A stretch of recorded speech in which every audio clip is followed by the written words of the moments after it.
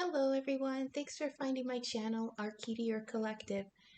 I try to read the energies that are prominent in the collective and tell the story that the cards want to tell. Not all messages will resonate for every person, so if it sounds like it's for you, but like the next message doesn't, then leave what doesn't resonate now, but keep it in mind because it might make sense at a later time. I intend for my readings to be timeless, so whenever you find them is when you're meant to. I hope I find everyone well. It's been about a minute since I was able to make a video. I hadn't been feeling well last week, so I just kind of took the time off to just, relax and chill and just me time. Oh, so let's clear our space and we will call in our protections. We ask all positive energies to attend us and guide us to the messages that fulfill our highest good. Guides, ancestors, patrons, angels, archangels, and source, please come forward and be with me. Michael, post the corners. Gabriel, make the messages clear and useful. Metatron, be present to protect the seekers and deliverers of the divine's communications.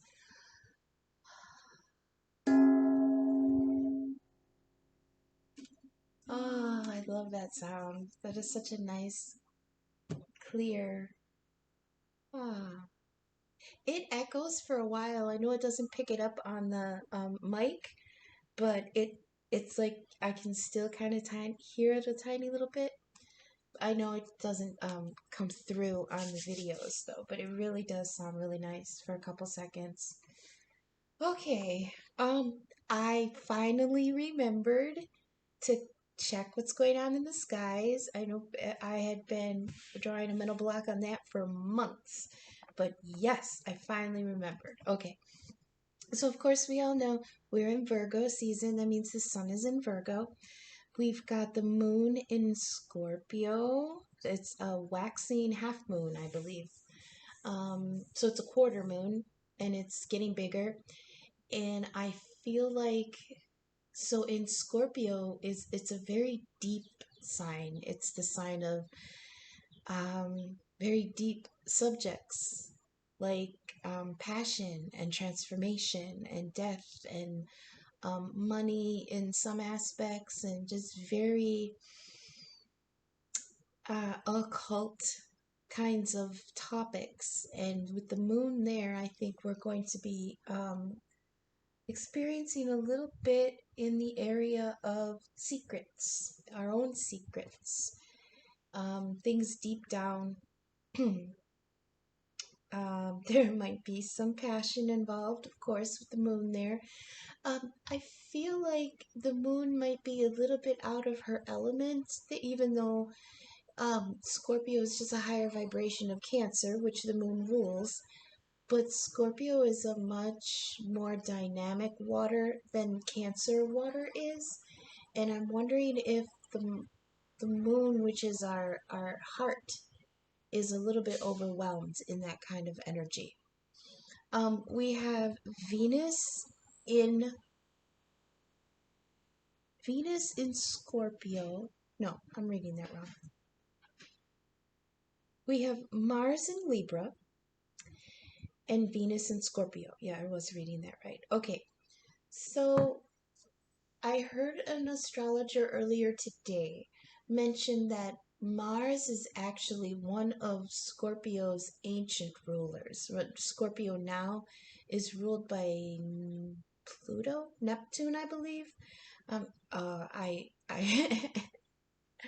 I'm terrible with remembering these things sometimes. And it's so simple. Like I've seen the charts a bajillion times. Astrology is my first discipline and I still mix up the simple stuff. But she did make the observation that Mars in was a co-ruler for Scorpio for a very long time. So there's an interesting dichotomy happening here. Venus, the ruler of Libra, is in Scorpio, and Mars, the ancient ruler of Scorpio, is in Libra. to me, it feels like they're playing catch up with each other. Like,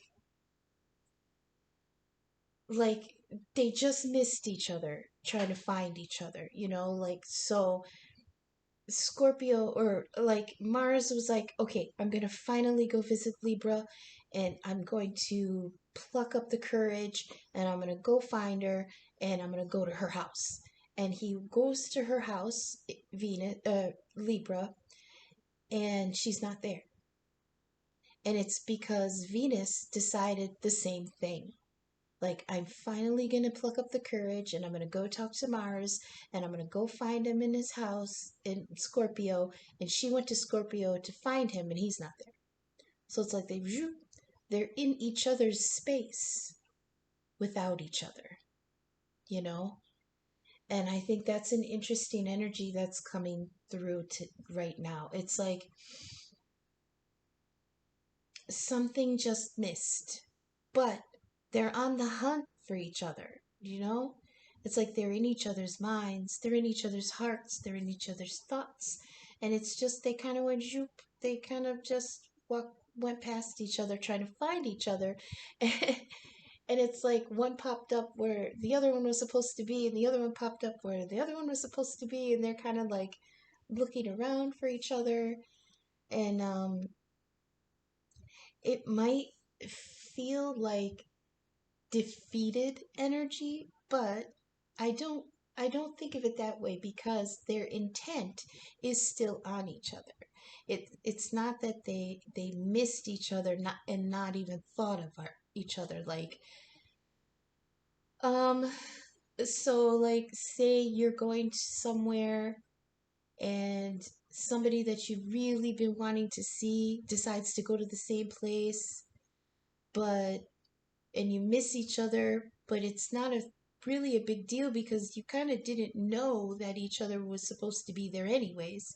So it doesn't feel like that. It feels like they were going to look for each other where they were each supposed to be, and because they had left, they missed each other. Do you know what I mean? Let's see, what else do we have? We've got, of course, the 5 big players in retrograde. We've got Saturn, Jupiter, Neptune, Uranus, and Chiron all in retrograde. Chiron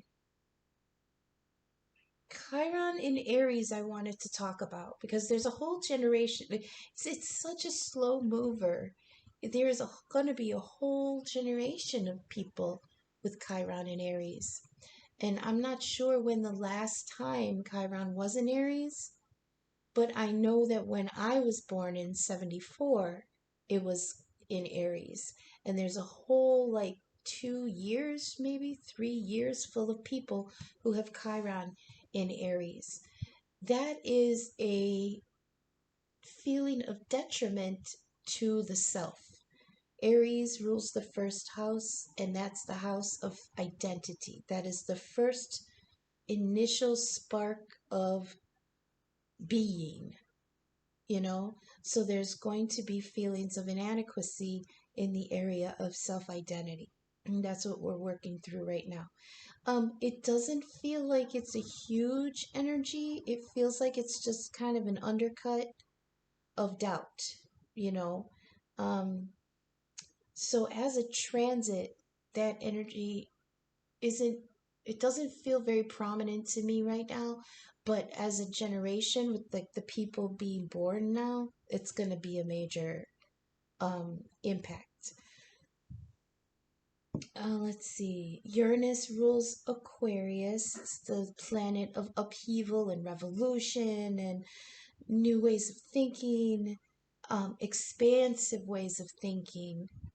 And that is in Taurus. So I think that right now we're going to be pulling inward different ways of conducting the home. And with us coming out of the quarantine time, there's going to be like, I don't want to say shakeups, because shakeups always give people the idea of like the Tower card or something. It's not going to be that violent. I think people right now are just reevaluating how a home is run and what is necessary in that home. And with a lot of people now working more from home, they're trying to find different ways of organizing the home, of utilizing space. That's all very Taurian energy, of finding resources to put to different things, that's also very Taurian energy. And with Uranus there, this planet of eccentric thinking in Taurus, I think there's going to be a lot of shifting around in the home environment, but it's all going to be very good energy. It's going to be very refreshing energy. It's going to be very expansive. It's going to mean a lot of change.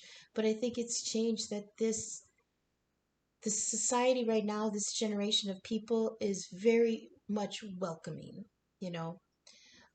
Let's see what else we have. Jupiter and Saturn in Aquarius. Okay, I can see that playing out definitely. So Jupiter is a very expansive energy of luck and graciousness and acceptance, but then we have Saturn. And Saturn's a very restrictive energy of regulations and rules and obstacles. And so these two very opposing energies are in the house of humanity. We can see this happening in the news in the world right now. I mean, there are two factions of people fighting to be more inclusive, which is the Jupiter energy, and people fighting to be more preserving of the old ways, which is the Saturn energy. And that all happening in the house of Aquarius, which is people on a grand scale. Also, Aquarius is ruled by Uranus, and Uranus is what's now in retrograde in Taurus, which is the home environment. So, I mean, we see this playing out right in front of our eyes. There's two factions out there. There's a group of people who are trying to be more broad-minded and forward-thinking and preparing more for the future, or what, at least being protective of it. That's the Jupiter energy. And then we've got people who are being very, very resistant to that, which is the Saturn in retrograde. Now they're very close together, which is called a conjunction, and conjunction energy usually is supposed to work together. But this is all this energy is very what's the word when they butt heads? Contentious. It's very contentious energy. It's like the playboy and the taskmaster, and they're in the same house and they're trying to live, And you could say that Jupiter's like the party boy because he's a very gregarious energy, and that Saturn is more like the taskmaster. It's like stay on. I want to say stay on target, but that's not what I mean. Stay on task. Stay on task. But in retrograde, in this sign, it's more like they're hanging on to the old ways. That's the only way I can think to describe it. There's a subsection of people who are just clinging to backwards thinking, backwards because it's retrograde. And it's not doing anything good for the house of humanity, being Aquarius. Okay, so we can get to reading, and maybe we'll see in the cards how all of this is playing out. It is a collective read, so many signs will show up. It's energy. It's not like sign specific. What am I doing?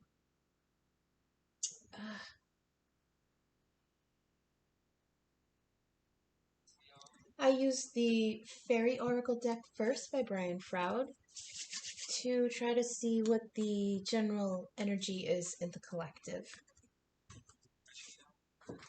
So, fairies, please come forward. Oh, we got 2 flippers already. My goodness, they're talkative tonight, people. We've got Iris of the Rainbow. Oh, that's good. That's hope after hardship, I heard. And we've got the Singer of Courage. Yes, be brave. That could play into the Jupiter energy. I always get Jupiter mixed up with, see, I don't know why, but for me, sometimes Jupiter energy mimics sun energy, which is kind of funny because okay, I'm a space nerd too, okay, so there's been a theory that if Jupiter ever went supernova, it would turn into a second sun in our solar system. Don't quote me on that. NASA, please don't quote me on that. It might have been something I saw in a movie that just made sense. But sometimes I get Jupiter mixed up with being like a co-ruler for Leo, because Leo energy is very open and expansive and gregarious, even though they're ruled by the sun. To me, I think part of me thinks they should be co-ruled by Jupiter, but Jupiter actually rules Sagittarius, which is another fire sign. I love Sagittarian energy. It's like Leo energy without the ego. Well, I mean, they still kind of have an ego. All the fire signs do. They're very sure of themselves. But Sagittarius energy just feels much softer than Leo energy. Oh, why am I saying that? Because of the it's the Singer of Courage. So to me, this is like the Strength card, which is also a Leo card. All right, fairies, keep talking, keep talking. What's the collective going through right now? Oh, not too many. We've got, all right, Penelope Dreamweaver. Ooh. Magic, dreams, visions, and the muse. Inspiration. So there's inspiration in the collective. That's too many. Inspiration in the collective after courage. Huh. That's too many. Sylvanius made a peek. I love that card. Sure, I'll take these. Okay, we've got Spirit Dancer. Explore, experiment, and express. That's Aquarian energy to me. And we've got here the Fiery Sword. That's the Ace of Swords. Clear and focused will and action. Okay, let's keep going. Give me 9, and we'll do the 3 on the bottom. Aha! See, told you Sylvanius was going to come out. I love this card. I'll try to explain it a little when we get to it. Is that better? Is that closer? I'll move it around. Let's see. Down here better? Okay, that works. We'll bring it over closer. Okay. Alright, let's keep going. Usually well, not usually, but in the past I had been channeling mostly for the twin flame dynamic, but I'm putting out the call for collective in general. So if we do still get twin flame energy, I will, of course, interpret that way. Let's see.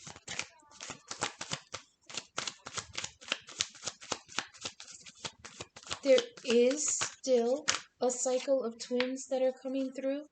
However, it's quiet because most of them came through with the last cycle. We do have stragglers in the mix, but because the straggler group is smaller, I think that's why the energy of the twin flame dynamic has been a little bit quiet. Oh, really? That one? No, I'm not going to take that one.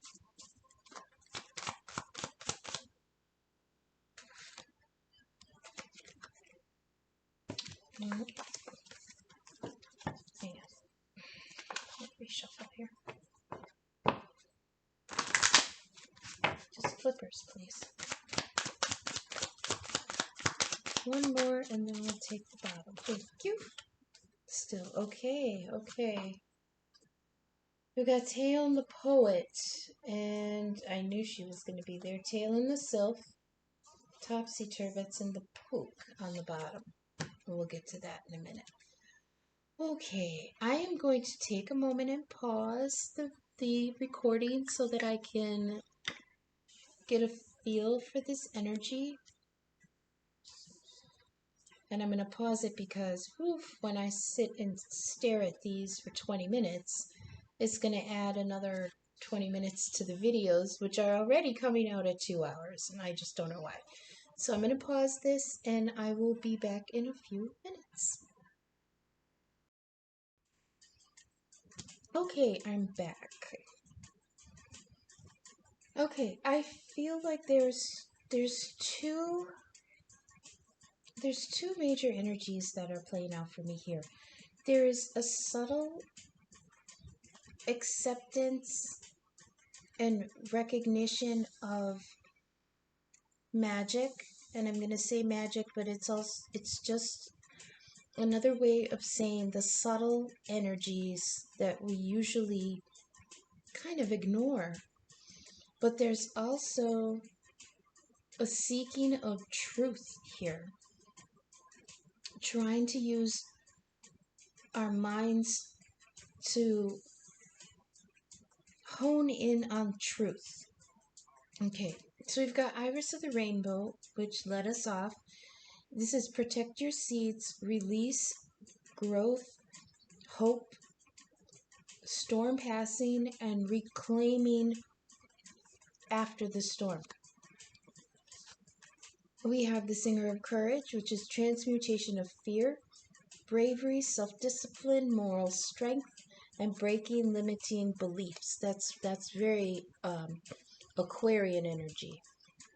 Uranus, the planet of revolution. This is Penelope Dreamweaver. This is inspiration, magic, dreams, visions, and a muse. Then we have here the Fiery Sword. This is the Ace of Swords. Breaking old bonds, strength, clear and focused will, action, willpower, and ask for assistance. That's Archangel Michael's Sword of Truth. We have Spirit Dancer, which is focusing on a project, explore, experiment, express, and share. That's also very Aquarian energy. Aquarius, being an air sign, is very focused on communication. But whereas Gemini, it's not just communication, but it's information exchange, it's learning, it's research, it's data and information. Gemini, being the baby air sign, will be more concerned with communication and information for themselves.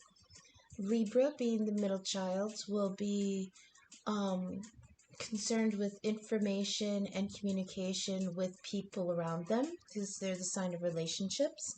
Aquarius is the higher vibration of the air sign, and they are communication and information with larger groups of people. So like community and the family, and like large family, the community, the society in general. They sometimes can come off very detached and cold because they process things on a bigger scale. One-on-one relationships aren't their forte. That's more Libra. So they're more concerned with relationships with people in general, you know?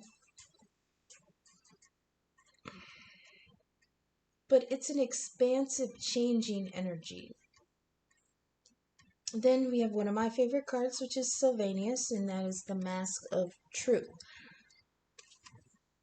The Mask of Truth, the aha moment, a sharp perception to new truths, cutting away false perceptions. That's also very Aquarian energy with Uranus asking us to look at things in a different way. I think the Hanged Man could be Aquarian energy because the Uranus turns things upside down. Let's see. Last time Sylvanus came out, I had to really think about and discuss the imagery of the mask. Sometimes we feel like a mask hides the truth, but in this card, it's putting the mask on that we can see the truth. And to me, it feels like, you know, those glasses that you can buy at novelty stores, they're cardboard and they have like sparkly plastic in them. And when you put them on and you look at the light, you can see the prismatic effect of all these sparkles around the light. Where you couldn't see that with your eyes. And it's like our eyes are made to filter the 3D world because that's where we live. But we're not just 3D beings. We are spirit having a 3D experience. So we have to remember that on a different level of existence, we still have eyes that see in that dimension. But we can't perceive that until we put the glasses on, you know? And that's what the mask of truth is to me. When you don't have the mask on, you see just what's around you.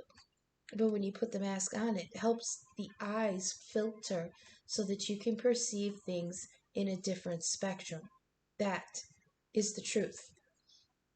What you see there, that's what the truth is. But there's always something blocking us from seeing truth on a different level because we're not really programmed to see it that way. We're programmed to see things in a very 3D way with our eyes. But if we can put the mask on, it like a sleep mask can block out what we see. And even though blocking out our sight enhances our other senses, you know, so that we can pick up things in different vibrations that we couldn't before because our eyes, our physical orbs that filter light and allow us to see can only filter certain frequencies. But that doesn't mean that those frequencies don't exist just because we can't see them. So putting the mask on actually adjusts our vision so that we can see more of the truth. Also in this card is this big beautiful sword that actually is the sword of truth, which is here in the fiery sword. So something is going on here where there is truth being passed. And I feel like it's being passed with this spirit dancer. It's almost like, okay, so I read these also intuitively by seeing what's playing out, like if it was a paused movie, right? So I feel like the sword is here and Spirit Dancer reached back to grab it and she's tossing it forward so that it can come here in Sylvanus so that we can use it to see the truth, right? But what is this truth that's coming forward? Down here we have the fawn, which is the magic of the natural world. I don't know if you can see, maybe if I back off a little bit. Oh, maybe if I come forward, you can kind of see like the two eyes. It looks like a stag. And like these are the antlers, and then this is like the crown chakra all lit up. There's the third eye chakra. And there's the two eyes. Okay, so this is like, to me, it used to represent, okay, so do you remember in Bambi when his father, the prince of the forest, came into the thicket and everybody shut up because the prince is here. The prince of the forest has made his appearance and he comes in very regal and very big and very respected. and very reverenced. Reverenced? Is that a word? People have reverence for it. But I had to go back and actually meditate on the meaning of the card from the book, and I kind of Googled it a little bit. And there's a much freer energy to it than I was picking up. It's not so stern and demanding of respect like I had been picking up. It's a reminder of that there's magic in nature. And I've struggled to think, I struggled to understand that, because it's like, well, what is it actually telling us to do? Just, what are we supposed to do? Just sit in the grass and, ground ourselves? I mean, that's such a broad, vague idea, Get back to nature. Okay, well, there's a bajillion ways of doing that. What do we need to really focus on? So one of the explanations that I came across had a beautiful sentence that really resonated with me, so I wrote it down. And it said, the more we are true to our nature, the more we have access to our own magic. And that's a huge idea right now. I mean, think about it. It's calling us to look inward and decide what is our truth. In our soul, what is our truth? And when we release that and accept that, we have access to that. Because you can't access something that you're denying. You can't access something that you don't want to see. And there's another motif that's going through here, is this clear seeing. We've got Sylvanus here with sharp perception and the mask of truth, seeing the truth. And here we have Teom the poet, which is clear sight, poetic gifts. Say hi to Manny, everybody. But this is new romance. The watchful poet, watching from afar. We also here in the middle, down on the bottom, have the trickster. Oh, that gnome. This is little chaos. This is perhaps us actually using that Uranian energy of revolution, looking at things in a different perspective, is going to cause a little bit of chaos in how we run our lives after we have come to this realization. What's up, Annie? Let me make it down. Make it down. Come on.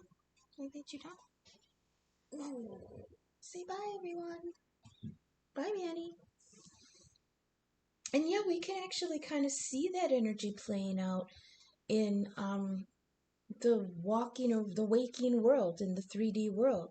People are accepting that they want to do things differently, and that's actually empowering them to make that happen. And that's the magic that the faun is talking about.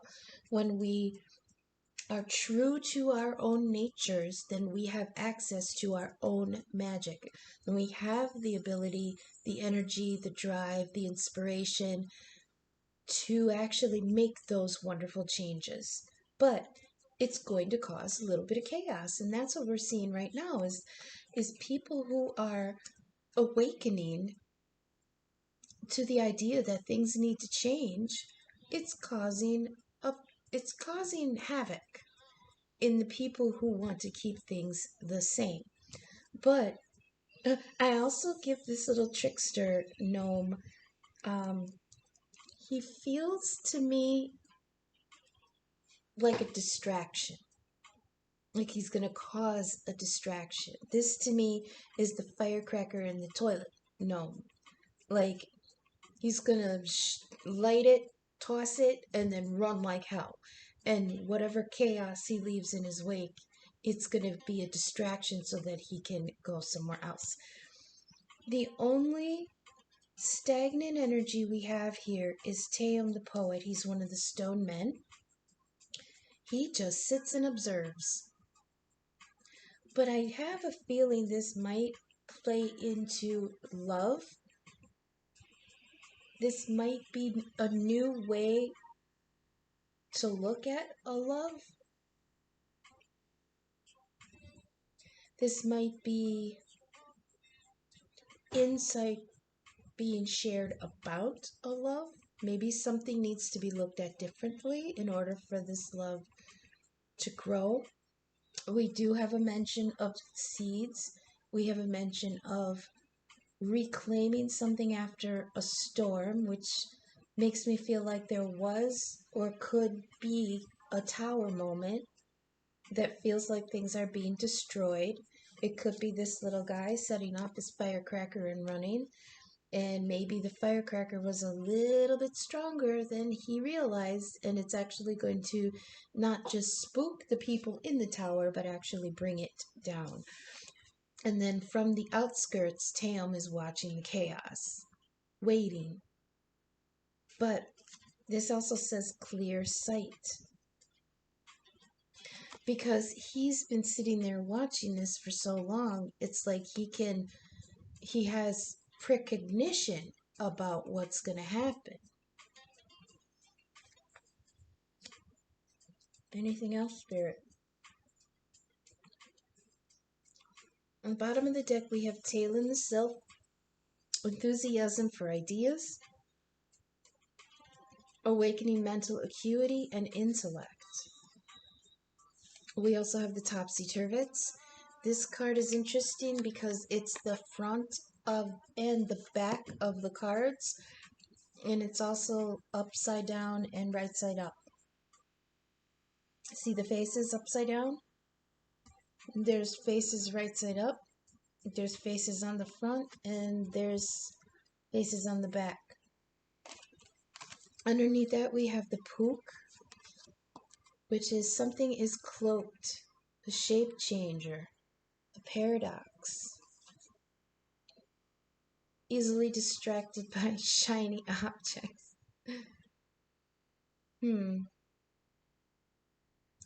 I hear it's not what it seems. It's not what it looks like. It's not ready yet.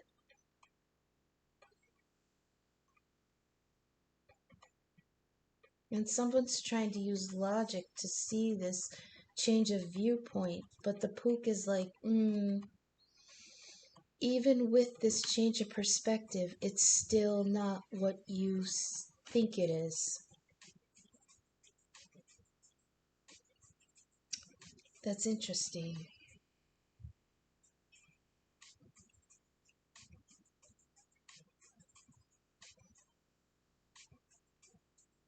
I feel like this goes along with the Mask of Sylvanus, because it feels like somebody's working really, really hard, trying to use logic, but also trying to go inward and use intuition to see something that they hadn't been able to see before, and still the energy is coming out saying it's not what it looks like. So we're going to go ahead and go on to the Gilded and see if we can get some clarification on these. Okay. I apologize if the shuffling is loud. So I'll try to shuffle sideways, side hug it here.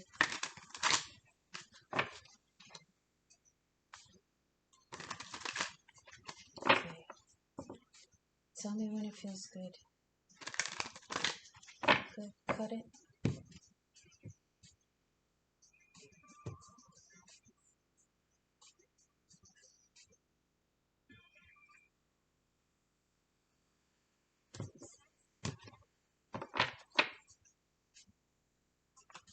One more time.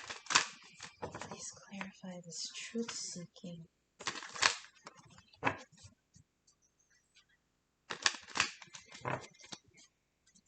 Okay. Please clarify iris of the rainbow. Protect your seeds, growth, and reclaiming after the storm. What is being preserved here, Spirit? Please clarify and elaborate. We've got the Knight of Cups, King of Cups. So this could be love. Could be water energy. That's the water signs are Cancer, Scorpio, and Pisces. What did we just say was going on in Scorpio? Venus is there. Love, beauty. She's looking for him in his own house, and he's not there because he's in hers. We've got the King of Cups, which is, I give Pisces, because the Queen and the King are the higher vibration of the sign, so I give it to the higher vibration of the three. King of Cups, he loves deeply, but he doesn't really express it. He's just very, let me think.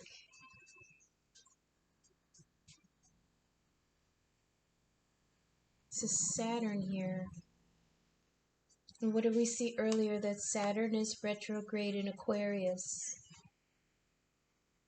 And now we have him here in the King of Cups card. There's a restriction here. But why is it on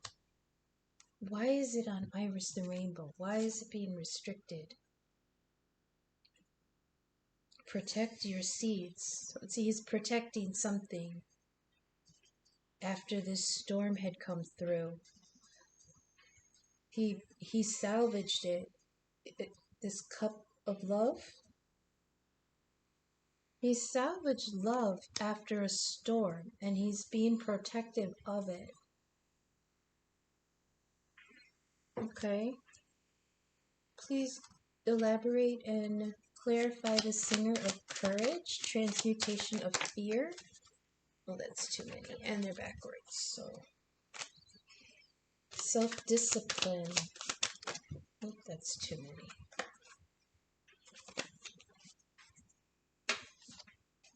Moral strength and breaking limiting beliefs. That's that Aquarian energy. Breaking limiting beliefs. Transmutation of fear. Please clarify and elaborate the Singer of Courage.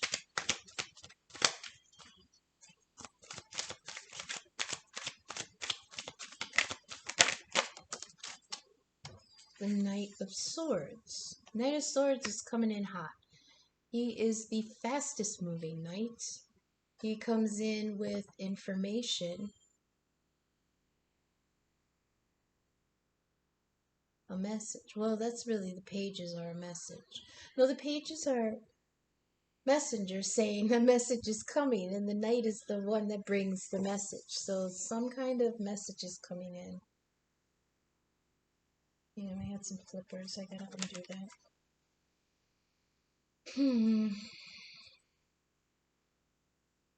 He's bold. I give the knights to the middle child, so this could be Libra energy. The page would be Gemini. To me, the knight would be Libra, and the queen and the king would be the Aquarius energy. There's a lot of air energy here, a lot of thinking going on. There's a lot of processing going on. There's a lot of information gathering going on. Why is this on courage?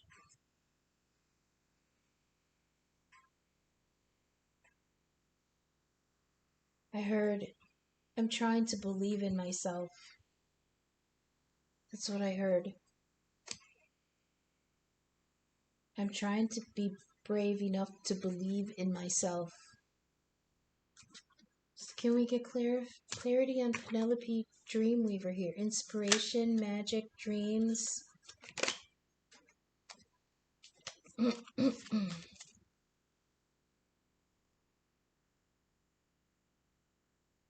What's the inspiration? What's the spark of inspiration here for this knight to believe in himself? We've got the Page of Cups, a message about our love. We've got the King of Cups, the Knight of Swords, and the Page of Cups. This energy is reduced.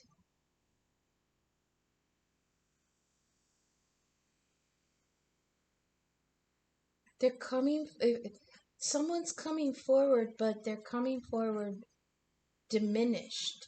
Like they started out as the King of Cups, then they came in as the Knight of Swords, and now they're here as the Page. The Page of Cups is, yes, they say it's an apology, but I believe it's someone coming with a new, young, I say young, but I don't mean, oh, pardon me. I say young, but I don't mean like in age. I mean in the maturity of the offer is young. It's new. It's small. But I don't want people to think that that's any lesser of an offer than something else just because it seems small. Because remember, over here in Penelope, in Iris of the Rainbow, it says protect your seeds. So it feels like this masculine is coming forward with a seed, something that he had to reclaim after a storm. It's like, this is what I started with, this is what I continue to be, and this is what I'm left with. This small, this is all I have left, it's saying. I heard, all I have left is my apology. That's all I can give you, is this small, because everything, I don't want to say he lost everything. He may have just shed it along the way. He may have decided, I don't need this, I don't need that, I don't need them, I don't need this. And it's like he started out as the king, and then he came through as the knight, and the knight would have less than a king. And then he showed up here as a page, which has even less than a knight. But it feels voluntary. It feels like I have to come forward new because what I was hanging on to isn't going to serve me anymore. Can we please clarify here the fiery sword, the Ace of Swords, clear and focused will, action, and strength? Please clarify. We've got the Four of Wands, you guys. This is the foundation of a new beginning. Clear and focused will and action towards the foundation of a beautiful beginning. So he's coming forward with this brand new cup of love after salvaging it from this storm that was in the past. And it's to build this new foundation. So the Four of Wands is also called the 1111 card because it looks like 11s, I guess. But this is soulmate energy. This is depending on what else might come out. It's the beginning of a twin flame dynamic. Now, I'm not saying that everybody who builds a foundation and gets married are twin flames. Twins are an exclusive group. I mean, in the grand scheme of things, even if there's a million pairs of twin flames, that's still a small amount in the grand scheme of billions and billions and billions. I'll continue. I was going to rant about twin flames, but I'm being told to shush and continue. Can we please elaborate and clarify on the spirit dancer? This focusing on a new project. Oh, we had a flipper. Who is this? The magician. This is a manifester. Somebody here is quite powerful, even if they don't recognize it. It might just be a person who's feels like they're just lucky all the time. You know? Okay, the magician is the manifester. He has one of every suit that he needs. He's got one wand, one cup, one sword, and one pentacle. In tarot lore, I could say, these are the items that are in the satchel carried by the Fool. And the Fool is the 0, and the magician is 1. He's actualized. He is in his power. He is wise. He knows how to use energy to get what he wants to manifest. This is interesting. We'll continue because I feel like there's a flow here. Can we please clarify and elaborate on Sylvanus? What's the sharp perception? What's this new truth? The sun. Just illumination. Something was bing. Remember it says the aha moment? This is like clarity. This is the sun. I mean, it's a pretty well understood archetype. The sun. Illumination, warmth, growth, truth. What do we have here? We've got Saturn in Pisces and Jupiter in Gemini. Jupiter in Gemini and Saturn in Pisces. We've got Jupiter and Saturn right now in Aquarius, so I don't know when they're going to move into those positions. However, maybe the magician, this king who's manifesting this, has that in their chart. So we could say it's a water sign with air qualities. So I'm just going to throw out there that it could be a Pisces with Aquarius rising, Jupiter in Gemini. I mean, this is like somebody's whole chart. I don't want to chart it out like this because that makes it too exclusive to other people. So we'll just say that the sun is the illumination of this truth, cut away false perceptions, and then bam, there's the sun on it. Woo! This is like somebody's coming to an undeniable truth. And it's like, I just heard, why didn't I see it before? That's what I heard.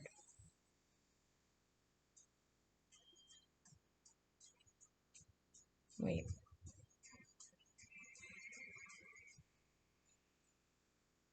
Why didn't I see it like this before? That's what it was.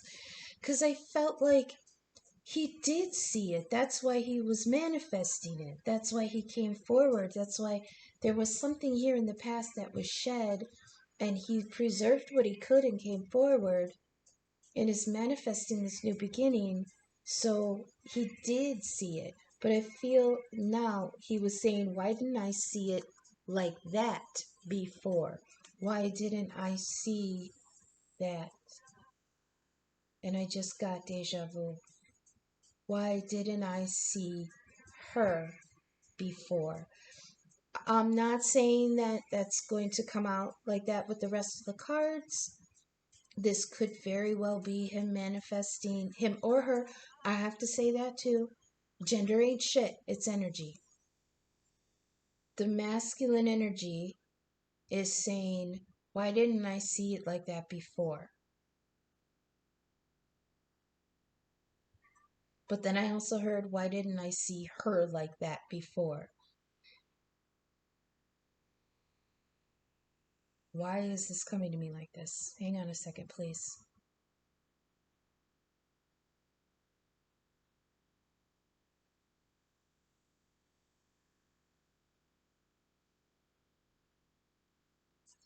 Okay, let's continue. Please clarify the fawn, the magic, the be true to our own nature. How am I supposed to phrase this?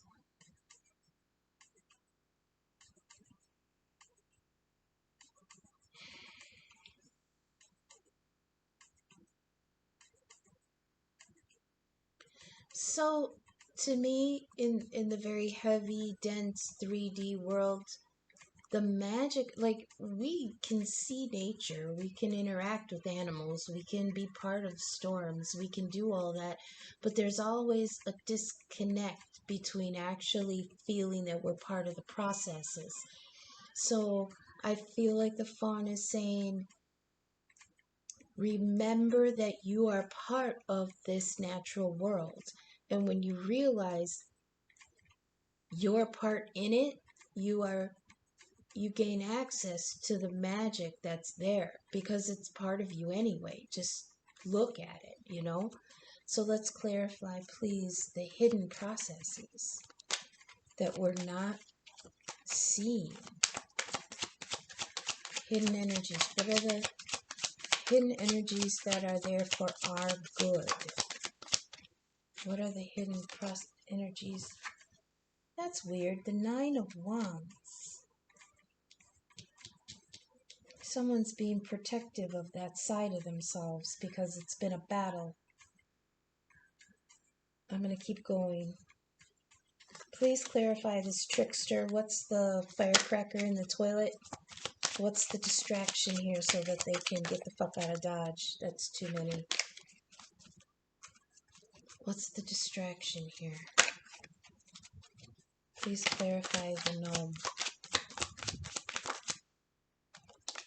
Do we have... I gotta take the flipper first. I'm not taking both. Stop giving me both. Oh my god. Fuck. I gotta take both. Son of a bitch. You know how I feel about this? Hiss. Six of Cups. Crap. And on top of that, the Ace of Cups. Alright.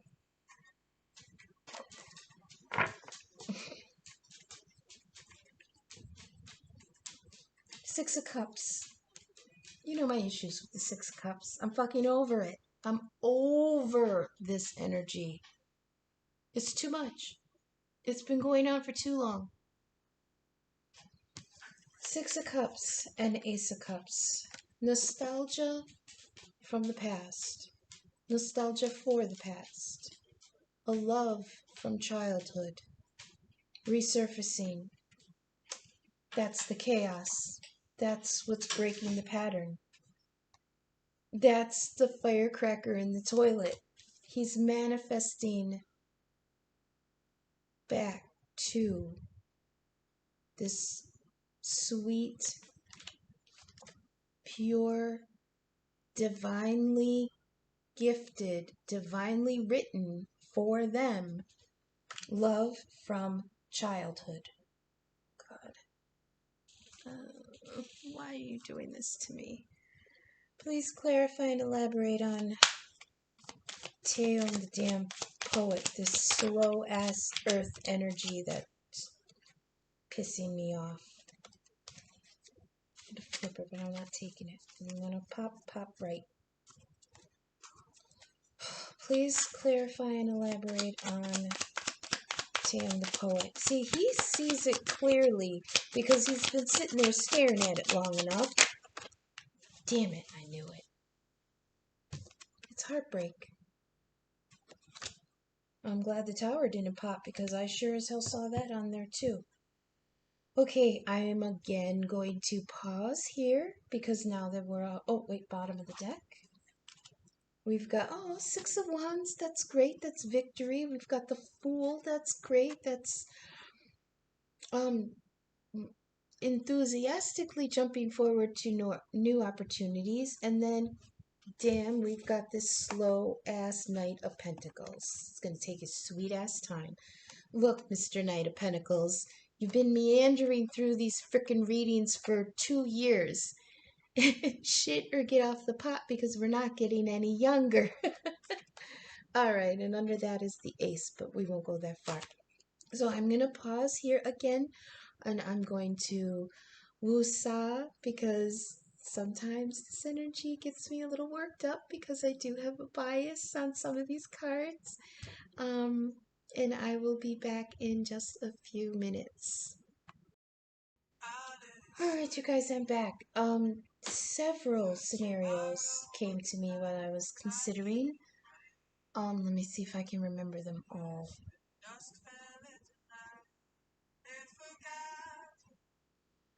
I'm picking up that this is masculine energy.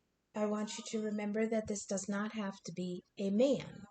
Okay, like I said, gender ain't shit. It's energy. This could very well be a divine feminine working in her masculine energy, this king energy, this magician energy, this knight energy. This could be a feminine working in very strong energy. I'm going to say he, I'm going to say him. That is just, it's just a pronoun. It doesn't have anything to do with the person. However, since I do function from the divine feminine aspect, Manny, what are you doing? Okay, I'm just gonna continue. Since I do function from the divine feminine side of things, I don't quite resonate with what's being explained here. So when that happens, I know that this is from the divine masculine point of view. I do have to stress it is divine masculine, where this is a twin flame reading. There are masculine and feminines and soulmate dynamics, but this is a divine masculine and divine feminine if this is a twin flame. And I am picking up that this could be, I don't have the Two of Cups yet, but we've got the Six of Cups and the Four of Wands and the Ace of Cups, which to me signifies a very deep, long, tedious, divinely written connection. I also don't have the Hierophant yet. That also indicates to me divine contract, which could be a twin flame dynamic, but I don't have that yet. So we're like halfway kind of in the energy of this could be concerning two different relationships here. I feel that somebody left something behind and salvaged what they could to come through and still have this love to offer. Okay? Man, you're going to have to scoop. Thank you. But with this here, the Sword of Truth with the Four of Wands, and then we've got Explore and Experiment with the Magician. He's manifesting something new. He has clarity and illumination about it. Okay? We've got the Fawn here, which was our inner nature. Oh, what was I want? Okay, hang on.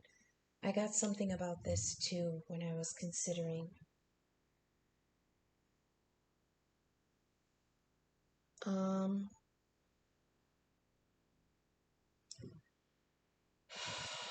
on, I gotta get back to it.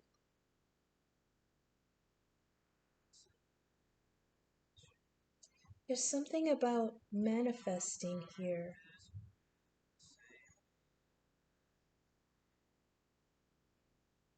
it's taken a lot of energy. We've got some dynamic energy here with the sun, and that's a powerhouse energy, but this person is almost defeated. The wands are fire energy.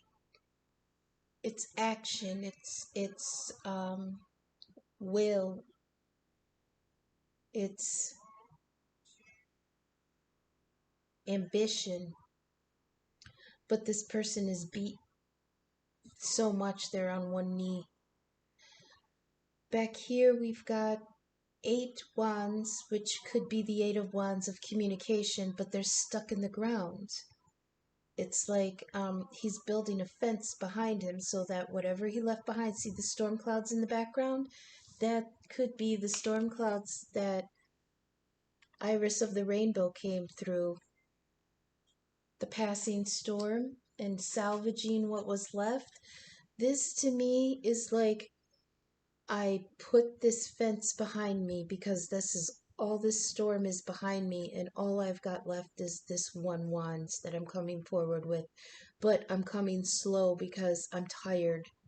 I think this manifesting has really worn somebody out. Now, with the gnome card, remember I said he was like the creative chaos. He's breaking a pattern, a new perspective. See, another card about a new perspective, seeing the truth. The chink in the plan was this 6 of Cups. So I feel like there was something that he left behind, because something was illuminated to him during his manifesting, and the firecracker in the toilet was that there was this offer from the past that he just cannot get off his mind. It was a true, pure offer. This love was unconditional, meaning a lot of people misinterpret that. I mean, unconditional love is love no matter what condition you are in. And with him coming forward with this small cup after this storm, because he started out as a king, and now he's coming in as a page, meaning he has lost things along the way, and he's beat down because of it. It's like, this is all I have left. Remember, that's the message we got from the Page of Cups when we were over here. This is all I have left, is this one cup. But, masculine, please, that one cup is the cup. You know? It's like he's got a cup, and this love from childhood had a cup.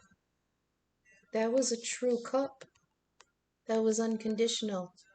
That was what was divinely meant for you.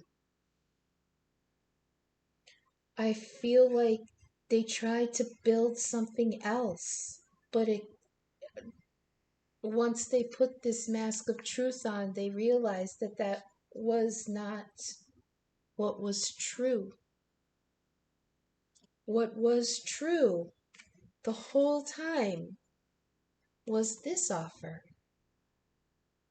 The innocent, pure, childlike, unconditional, you are mine and I am yours offer. And once he had, remember Teom the poet, he's a stone man. He actually does have wings, but he sat so long that his wings grew back into himself. Now what this sitting has done for him was made it clear. He's not happy about it either. Look at his face. It's sorrowful. It's remorseful. It's, what's the word I'm looking for?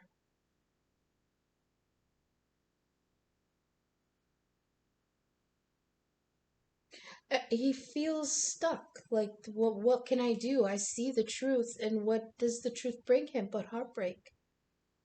You know? But, I mean, underneath the deck here, we had these beautiful cards. It's like from underneath this heartbreak,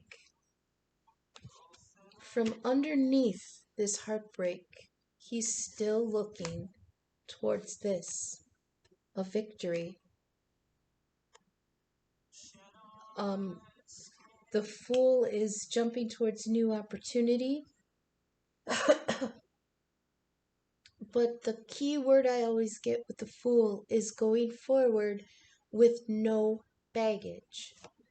Okay, in this card you can't really see a satchel, but in the Rider Waite, he has a little, like, he's got like a little, like a hobo bag on a stick. And in that bag is one wand, one cup, one sword, and one pentacle, which is now here in the Magician, and he's using those things to manifest this truth. So even behind this heartbreak, because he didn't see, that's why it said earlier, why didn't I see it like this? Why couldn't I see her like this? And it's like it caused heartbreak because he couldn't see it at first. He couldn't see that this new opportunity was his victory. And because of that, he moved so fucking slow, you know? So we're gonna go on. Wait, is that all you wanted me to say? Because I know I had a couple downloads about all this.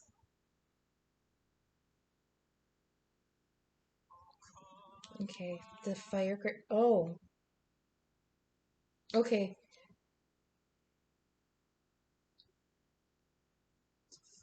Looking at this Six of Cups offer from the past was the firecracker. It was the distraction.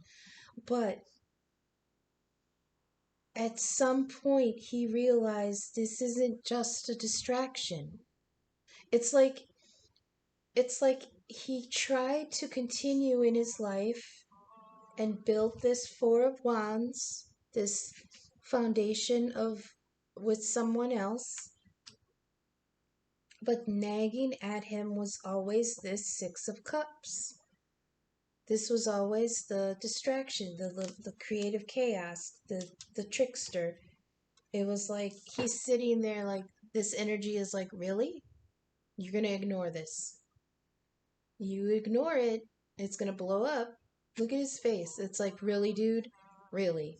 You're gonna sit there and ignore it? It's like he's looking at Taeyeon, the poet, who's got his back turned to this offer, and Taeyeon's like, I got to ignore it.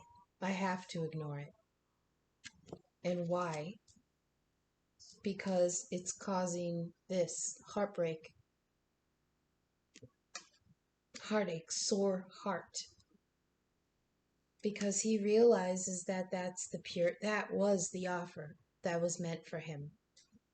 Okay, so we're going to continue on, and now we're moving on to the Tarot of the Divine. Oh, I gotta shuffle these really good. Okay. Sorry for the noise if the shuffling is loud. I apologize. I had this deck dismantled and put back in order, so I have to actually shuffle it really, really well this time.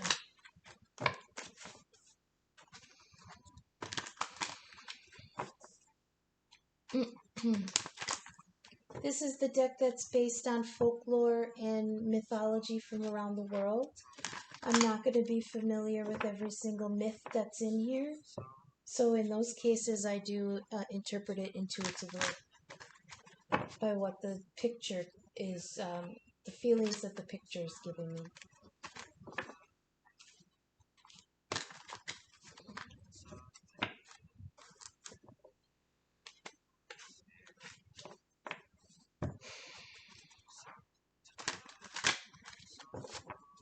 I'm still not clear if he's trying to manifest this Six of Cups back to him, and he's just worn out from the manifesting.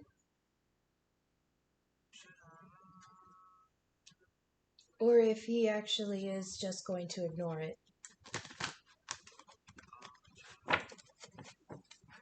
Even though he sees that victory and the opportunity, he's still dragging his feet about it because I don't think he's sure. That damn Knight of Pentacles, that's the slowest knight. We've got the fastest knight and the slowest knight. We've got great love and great heartbreak.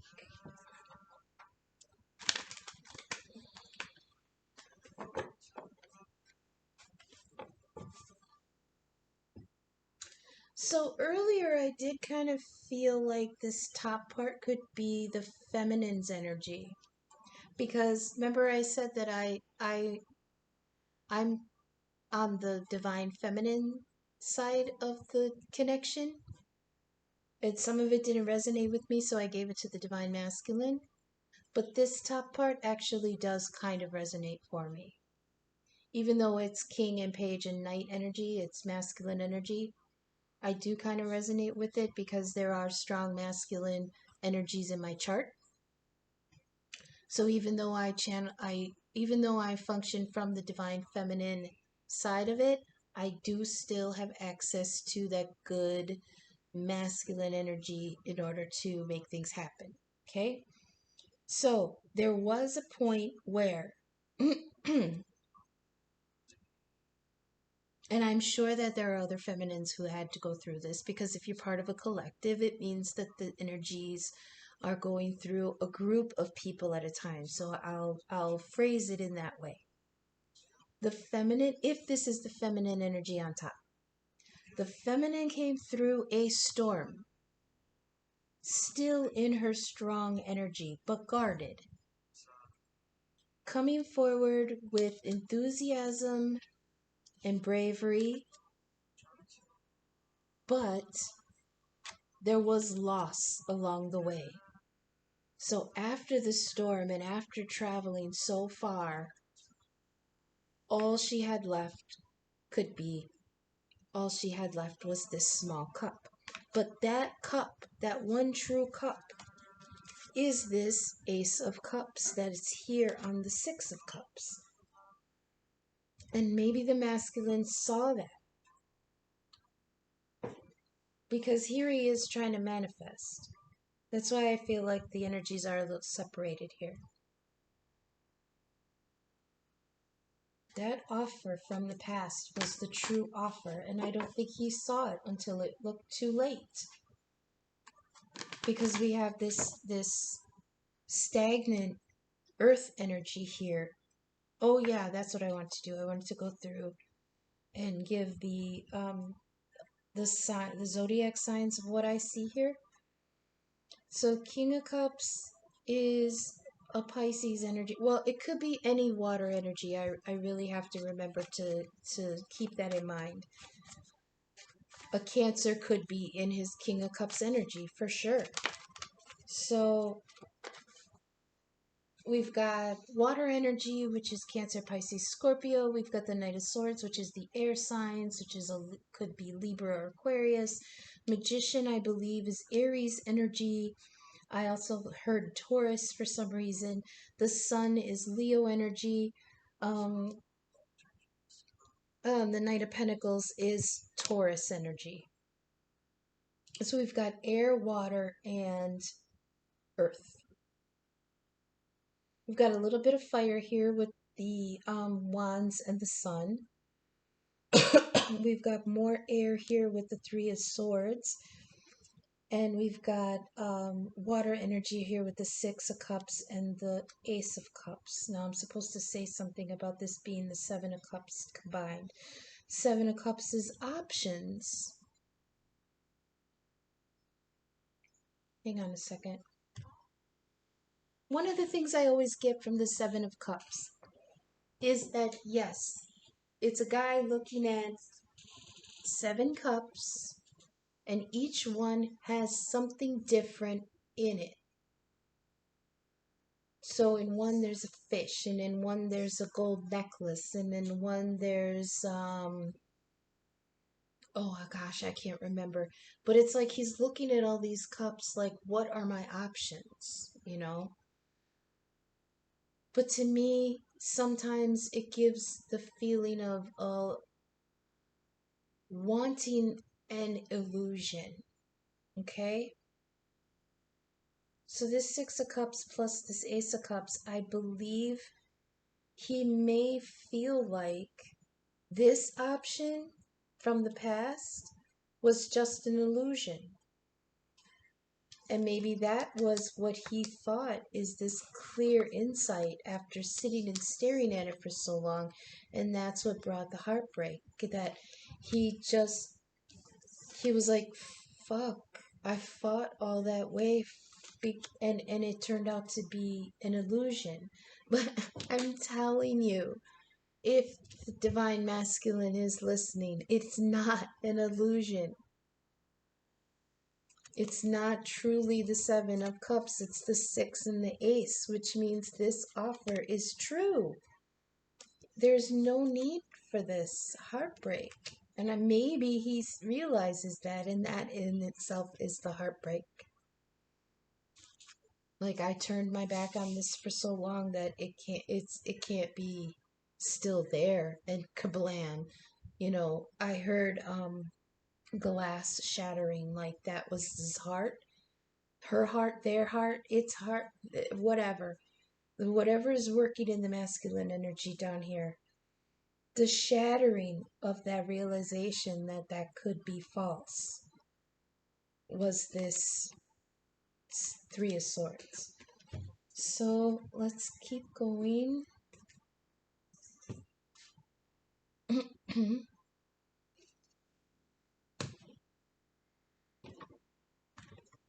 hope that was right.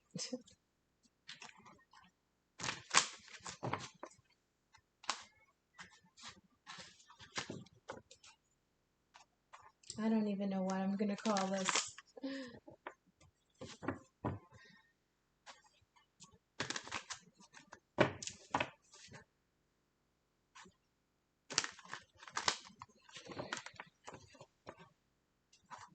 Is that good? That felt good. Okay. Spirit, please clarify the King of Cups on Iris of the Rainbow. Please clarify. We've got the Hanged Man. What did we say earlier? The Hanged Man was Aquarius energy. I hope I got that right. Because Uranus is the ruler of revolution and looking at things at a different perspective. Okay, let's think about this.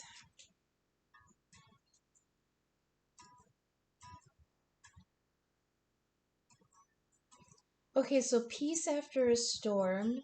King of Cups loves but is quiet about it. And the Hangman is a new perspective. Looking at something a different way. Remember over here on the bottom of the fairy deck we had the Topsy-Turvets, which is exactly the Hanged Man, which is looking at something. Something was turned upside down in this process. And it caused like this upheaval in the heart. Can we please clarify Knight of Swords on the Singer of Courage? Bravery, self-discipline. What's the Eight of Wands? We've got communication. All right. Now we've got some movement here. That's good. So the Knight actually brings forward a message. He's got his sword held high. I love that imagery. And it's like bing, like that bright, like I don't know how to describe it. He's got his sword held high and it's lit up with truth. And Eight of Wands is incoming communication. That's wonderful. So can we please clarify the Page of Cups on magic and dreams? Inspiration. Penelope Dreamweaver, please clarify the Page of Cups. We've got the Page of Wands. All right. This is nice energy. I like this. The Hanged Man, which is a change of perspective. The Eight of Wands, which is communication about it. And the Page of Wands is someone coming forward renewed and enthusiastic, passionate, almost brand new. You know, like this energy is pure, it's brand new. That would be like Aries energy, young fire. I like that, young fire. Let's continue. Can we please clarify? Oh, this Four of Wands on the Ace of Swords. Please clarify the Four of Wands on the Ace of Swords. Please clarify the Four of Wands on the Ace of Swords. Please. I can take that one? Sure. Oh, Two of Wands. Here we go. Two of Wands. This is a choice.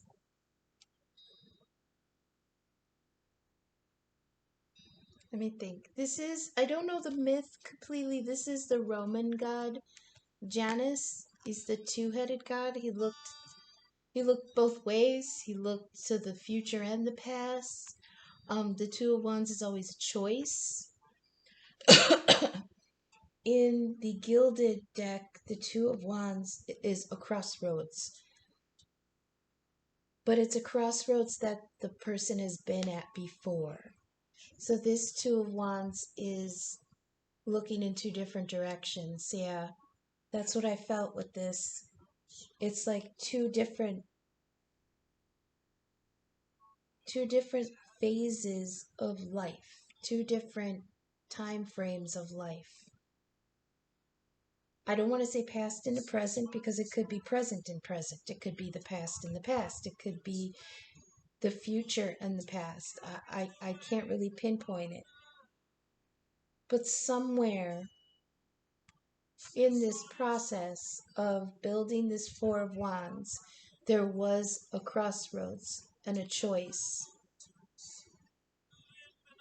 And I always say he chooses this one because this is the one where the foot is up and he's like stepping towards it. This one over here, the knee is down. So I feel like he's made a choice, or he's about to. Please clarify the Magician on Spirit Dancer. A new project, manifesting a new project. Please clarify the manifesting this new endeavor. What's the endeavor being manifested? Please, Spirit. Clarify the Magician. What is the endeavor being manifested? Is that the right question? Queen of Cups. So we've got the King of Cups and the Queen of Cups. Different decks, a suited pair. So I don't know this particular myth with the Queen of Cups. It looks like a mer queen. And the imagery that sticks out to me is that she's covering up her cup. This is Pisces energy. This is deep emotion.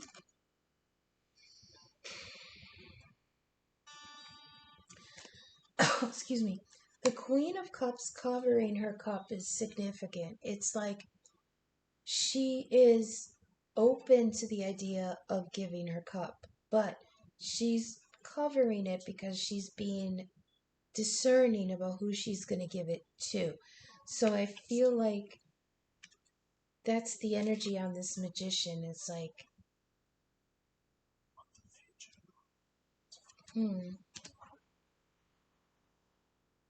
she's the nurturer. She's the psychic queen. She's in tune with her emotions.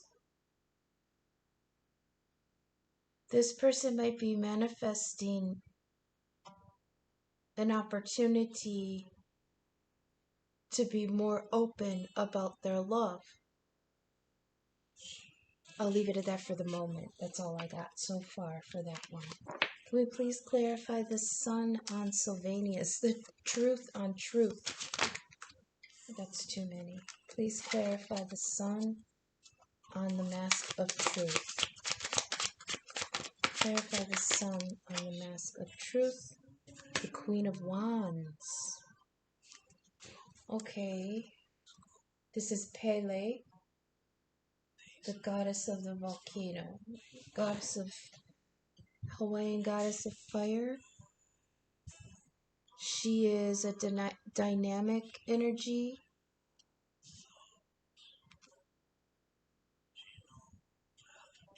I don't know how to interpret that. I gotta think about this. Many times, some readers interpret the Queen of Wands as a karmic energy.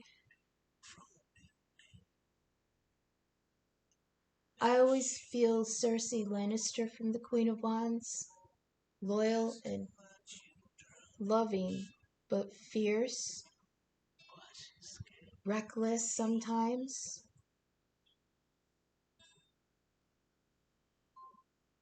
Powerful. But sometimes misguided. Let me think about this here.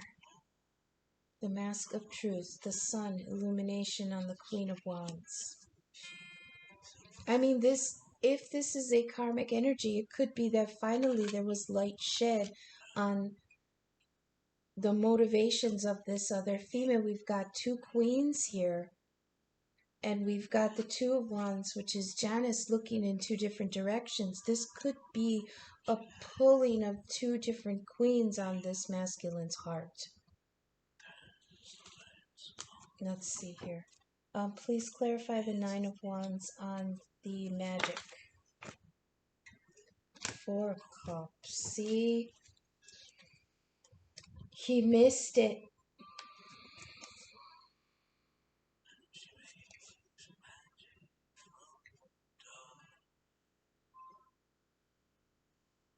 Oh, true to his nature.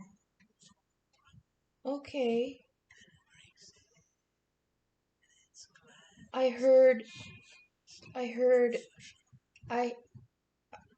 Oh, how am I supposed to put this, Spirit, please?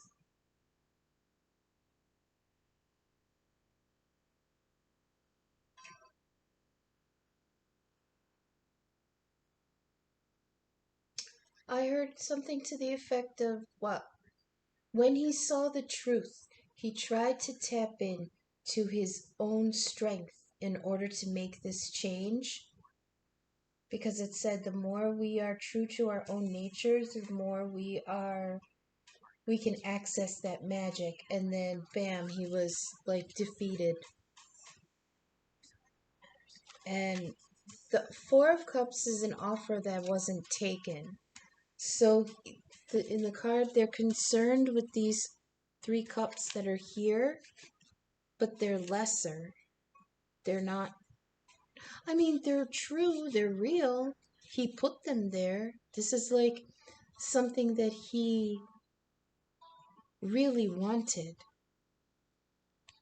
Okay, so this story is the nightingale, and it's like the true nightingale here behind him, he's ignoring for these three cups that are the false nightingales here. Okay? This is regret over an offer that wasn't taken. And what did we see was the offer? It was the firecracker in the toilet. It was the upheaval of knowing that this offer from the past was the true offer. See this cup in the background? That one cup, that's the one sent from the divine. That cup is the Ace of Cups that came with the past love. And I think him taking so long to realize that caused this heartbreak. So let's please clarify this last card here. The Three of Swords on Taeum, our watchful poet. Please clarify Three of Swords on Taeum the poet. Oh, that's too many. What are you doing? Are you crazy? Keep it simple. One card, please. One card, please. The heartbreak on Teom. Please clarify the heartbreak on Teom. The Fool. Again, the Fool. Wanting to move forward. Oh, wait. No. Yeah, I got that wrong. Hang on. I'll reshuffle. I have to clarify the Six of Cups and the Ace of Cups on the creative chaos, please. How am I supposed to word that?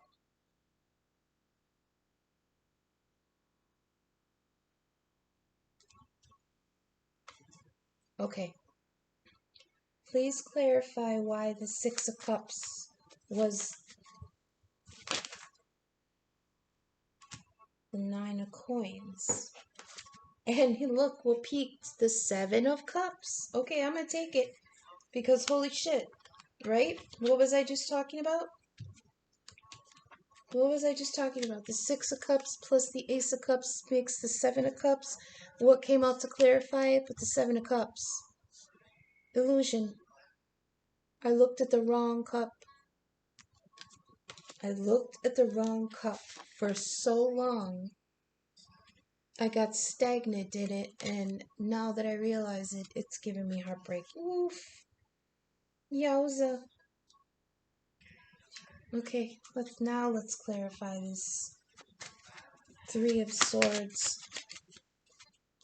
Three of Swords on Teom the Poet. Please clarify. That was... Oh, come on. I don't want to take both. I'll take this one.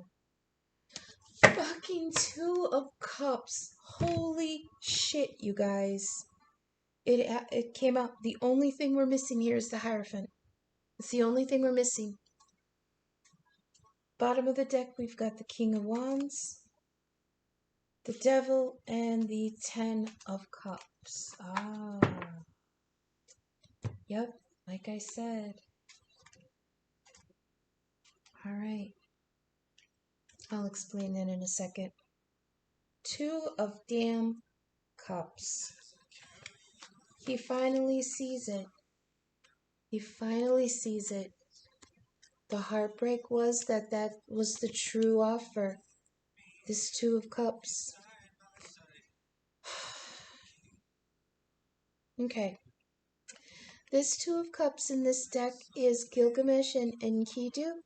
Gilgamesh was a king in Sumerian. He was the king of Uruk. And he was unmatched in strength and ferocity. He was a demigod. And he used that power to be a tyrant. He ran amok.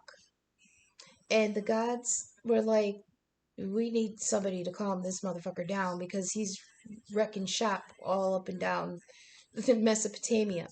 So they created Enkidu from the tribes of people who were less civilized, right?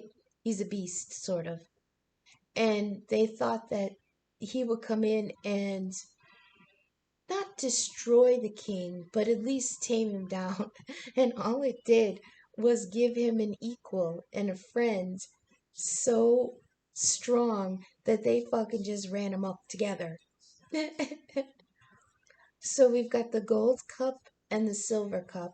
Did I get that right? Silver and gold. Well, gold and gold. The masculine and the feminine. These two ended up being completely devoted to each other. They were equals. They could have been lovers. I don't know. We don't know. It was a 4,000-year-old myth. They did things a whole lot different back then. They could have been lovers. The thing is that one was civilized and one was beastly. It's the bringing together of the two sides, of the unruly and the structured, of the masculine and the feminine, of the two sides of the offer being brought into balance. Okay? Now, we did get the Six of Cups with the Gilded deck. But if we had gotten the Six of Cups with the Tarot of the Divine, it was Beauty and the Beast. So we had Beauty, and then we had another card with someone with horns. To me, that signifies that this is not just twin flame dynamic, not just a love from the past, in this life, it was a love from the past of many lifetimes. They've known each other before. Look at these two. Okay? That was the heartbreak, that Two of Cups offer was the divine offer, that he had turned his back on. See Taeum turning his back on the Six of Cups, which is here behind him. And once he realized that that was the true offer, it caused him heartbreak, because that was the Two of Cups. So bottom of the deck, we have the King of Wands. Let me think.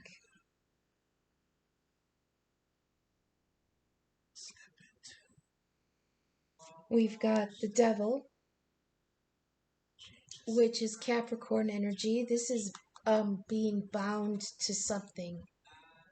Oh, let me remember this myth. Let me think here.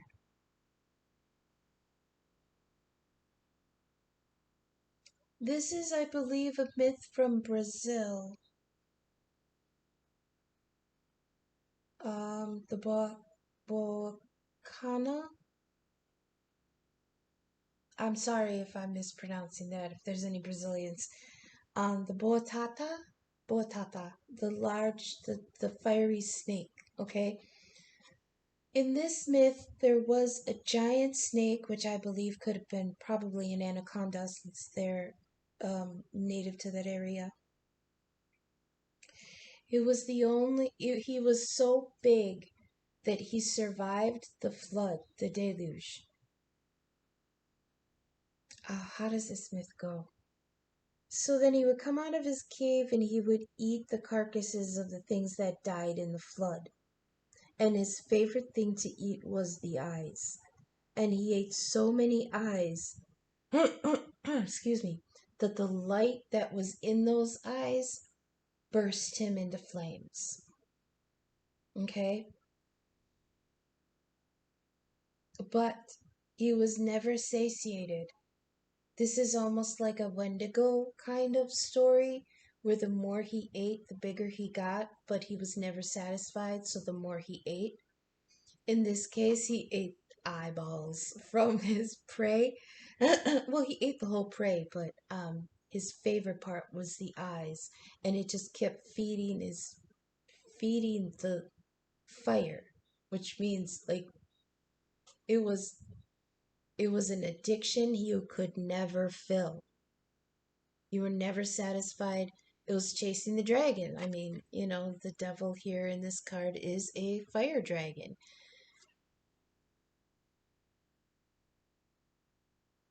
There's I say addiction, but it might not be. It could be just codependency on something.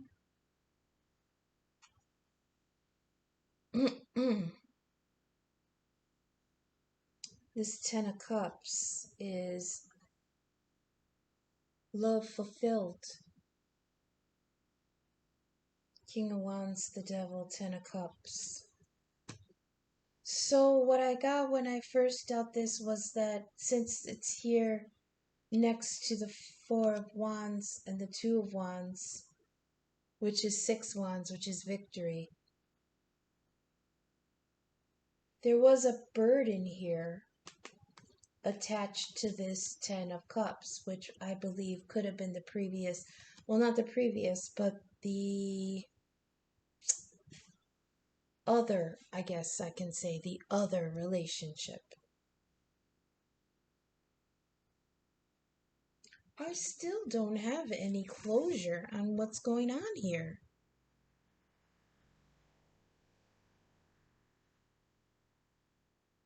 So I guess I could summarize this as somebody has come to the realization that there is a tug of war here of what they wanted to build, and then what truth came in to destroy that, because there was a different offer, an offer that was refused before, but that is still so strong that it's causing heartbreak and indecision. But there's still that nagging truth within the masculine that this was the... Both of them mean the same to him, because this person that he built... Oh, I'm sorry for that burp. If you heard that, I apologize. This person that he built this Four of Wands with was a good person. I don't get... I mean, even though the Queen of Wands comes out as the karmic, I don't believe in this case that this karmic was a bad person. I mean, sometimes we come across karmics that are utter shit people, you know? Like recently this... Oh, wait a minute. Oh, that's just side energy though. I don't want to get into that. But I have to? Okay. So, it didn't come out this time, but if you've seen any of my other videos when we were dealing with the fairy deck, the Glankener kept dropping. And the Glankener was the smooth-talking Grima Wormtongue. He indicated that there was glamour at work. Witchcraft, spell work. And it was put on by an amateur masculine. An amateur, comma, addressing divine masculine. That amateur who put on that glamour was the karmic. And I think that what this could be saying is, once he put on that mask of truth and things were illuminated to what this Queen of Wands really was.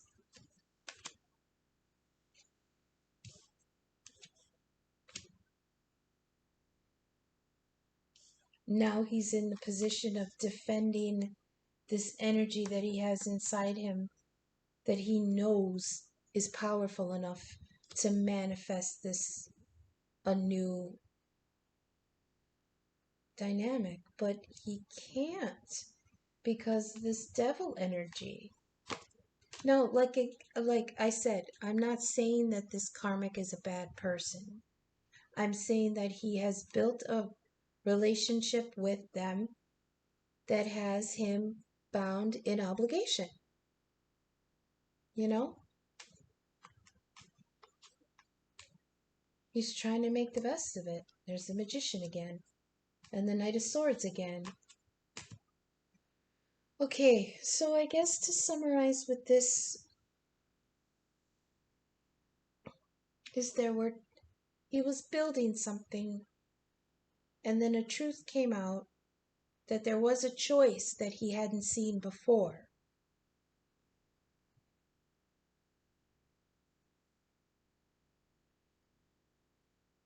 That the Six of Cups, the offer from the past, was the true offer. But they both feel true. He's torn. But I do get the feeling from the energy that he knows that the karmic relationship, even though it could last, because we do have the Ten of Cups under here, which is happiness. It could last, but it's not his truth. Remember we were talking about find your truth? The more how does this go? The more we are true to our own nature, the more we have access to our own magic.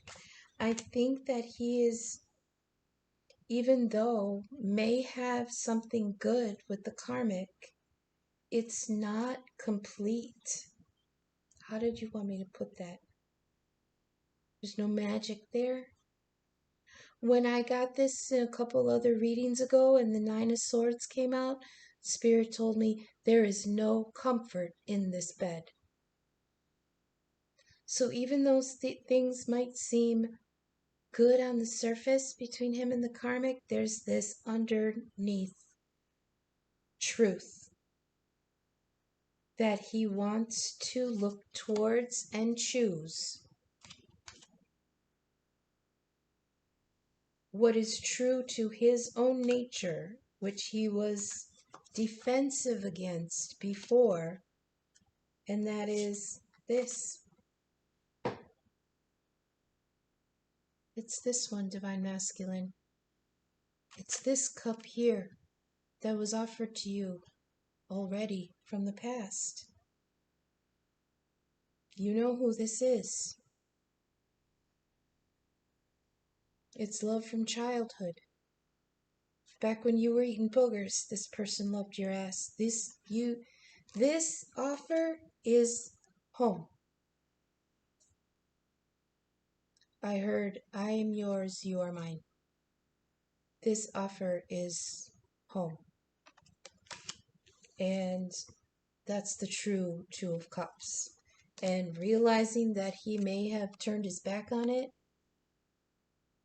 just tore him up. So that's what I have for today. This was heavier than I had expected. Oh, okay. They're calling for the love quotes. The oopy goopy mushy love quotes. Let's get some dialogue between these two, masculine and feminine. What do you want to say to each other? Tell me something good. Yeah. Tell me that you love me.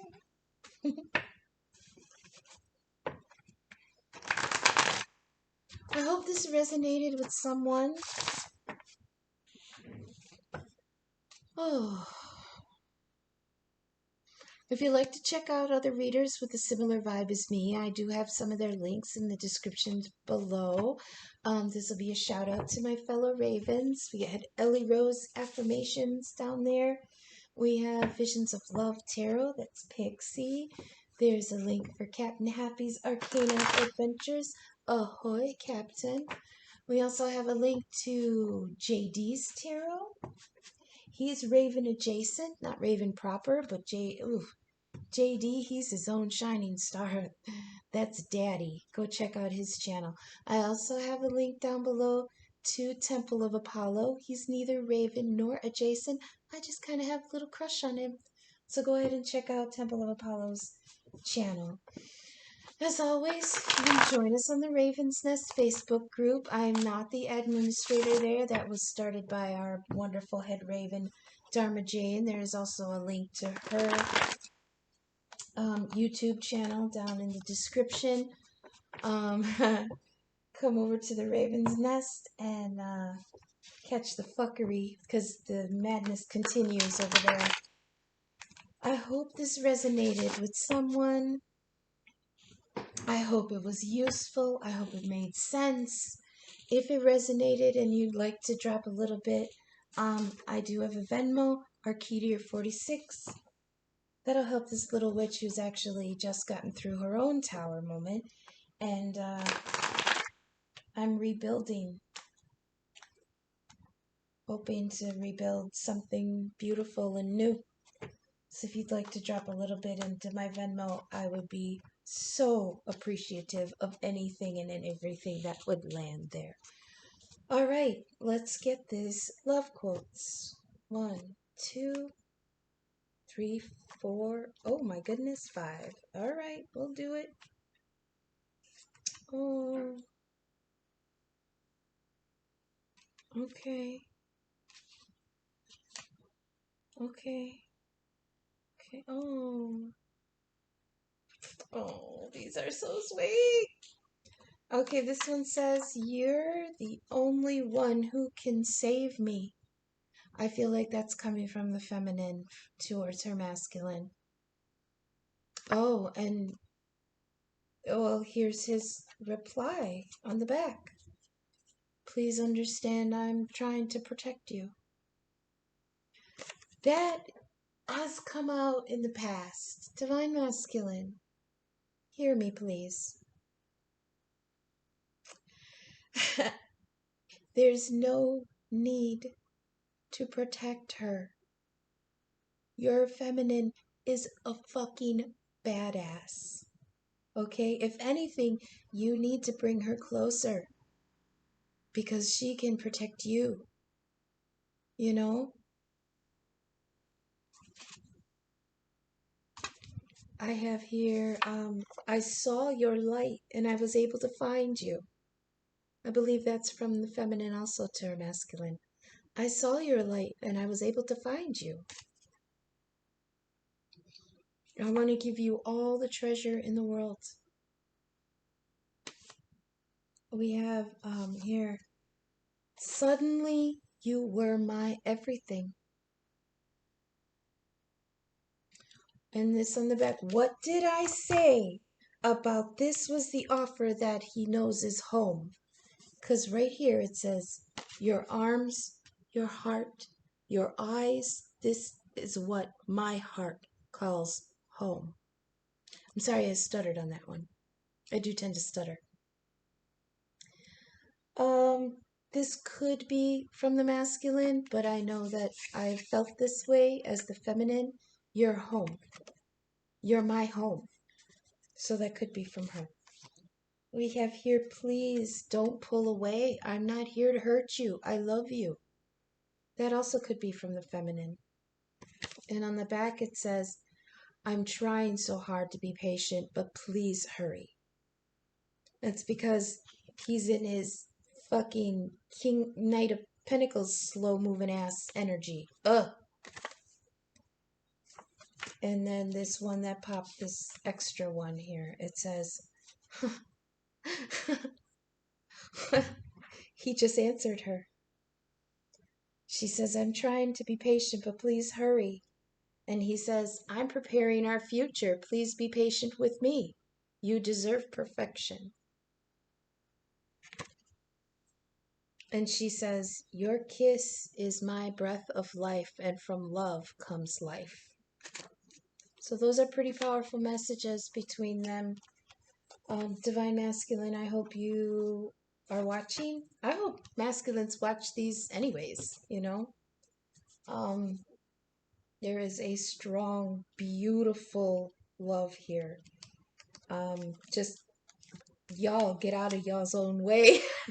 So I just want to shake these two sometimes because they just cannot get the timing in. So thank you for sticking with me.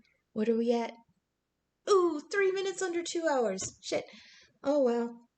I'll try better next time. So until then, don't forget to remember and use your safe word. Bye.